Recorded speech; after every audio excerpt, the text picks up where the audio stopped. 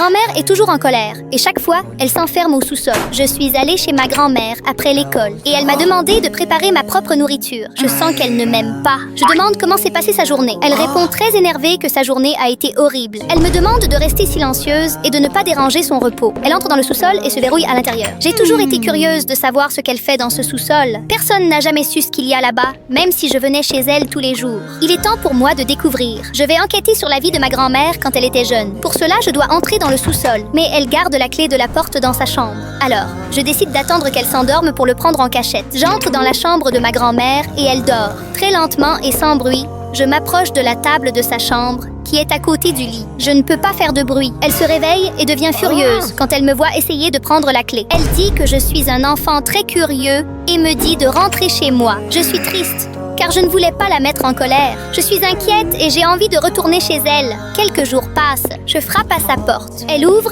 et je demande à entrer. Je dis que je suis désolée et je présente mes excuses. J'ai promis que je n'essaierai plus jamais de toucher à ses affaires. Elle me laisse entrer, mais ma curiosité ne fait qu'augmenter. Elle va au supermarché et je reste. Je descends les escaliers avec beaucoup de peur. Je passe devant la porte de la cave et je remarque qu'elle est ouverte. Elle a oublié de verrouiller. Qu'est-ce qu'il y a là-dessous? J'espère que ce n'est rien de terrifiant. Je vois beaucoup de boîtes fermées. Elles semblent être là depuis longtemps. Je dois ouvrir et découvrir ce qu'il y a à l'intérieur. Je m'approche et j'en ouvre une. Je trouve une photo de ma grand-mère jeune à côté d'un homme jeune aussi. Mais ce n'est pas mon grand-père qui est mort il y a quelques années. Qui est cette personne? Je dois ouvrir une autre boîte pour essayer de découvrir. J'ouvre la deuxième boîte et je trouve une lettre d'un homme. Il disait qu'il avait la nostalgie de ma grand-mère et que la guerre était très difficile. Il voulait la retrouver car elle était l'amour de sa vie. La lettre était signée par un homme appelé Paul. Je ne connais aucun Paul. Mon grand-père s'appelle John. Ma grand-mère entre dans le sous-sol et elle devient furieuse. Ils disent que je n'avais pas le droit d'entrer ici, ni de toucher aux boîtes. Je demande qui est l'homme sur la photo et dans la lettre. Elle dit que je dois arrêter de me comporter comme un enfant désobéissant. Je vous demande de me faire confiance, car je ne le dirai à personne. Ma grand-mère éclate en sanglots. Fais défiler cette vidéo pour aller en enfer avec moi. Like et abonne-toi pour aller au paradis à la place. Elle raconte que l'homme sur la photo a été son premier et grand amour.